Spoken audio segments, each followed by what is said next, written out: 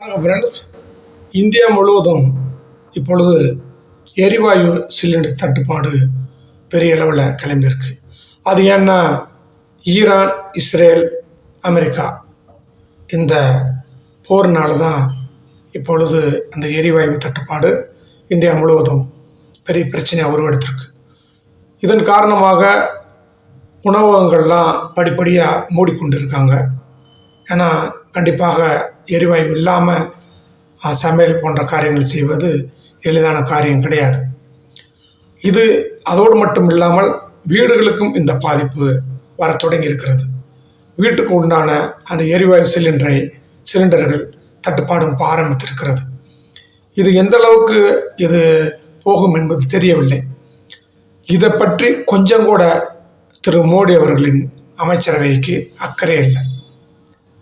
ஏன்னா இது குறித்து உடனே அமைச்சரவையை கூட்டி இந்தியாவில் நாள்தோறும் எவ்வளவு எரிவாயு சிலிண்டர் தேவை இருக்கிறது, நம்மிடம் எந்த அளவுக்கு கையிருப்பு இருக்கிறது, மீதம் தேவையானவற்றுக்கு நாம் எங்கிருந்து இதை கொள்முதல் செய்ய வேண்டும், அப்படிப்பட்ட ஒரு உத்தரவுகளை உடனே உத்தரவு போட வேண்டும்.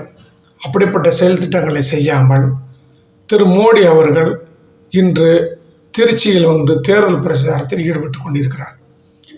அவருக்கு நாட்டு மக்கள் நாசமாக போனால் தான் அவங்க நிம்மதி. இது ஆர்எஸ்எஸோட அஜெண்டா. ஏன்னா அங்கே ஒரு பிரச்சனை ஓடிக்கிட்டு இருக்கோம், இவர் இங்கே தேவையில்லாத ஒன்று பேசிக்கிட்டு இருப்பார்.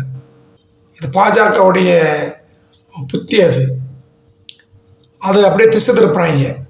இப்போ சோசியல் மீடியாவில் நினைச்சுறாங்க இது தமிழ்நாடு அரசு தோல்வி அடைஞ்சிச்சுன்னு. தமிழ்நாடு அரசு சிலிண்டர் பிரச்சனைக்கும் தமிழ்நாடு அரசு என்ன செய்யும்?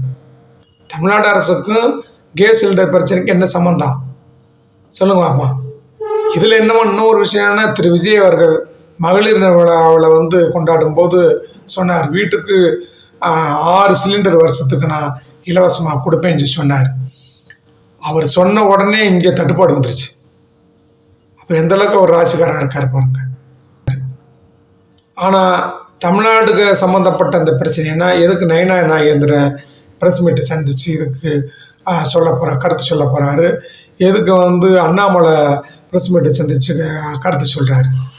இந்த விஷயம் கூட தெரியாமல் திமுக தான் இதுக்கு பொறுப்புன்னு சொல்லி தர்றாங்க சில முட்டா பசங்க.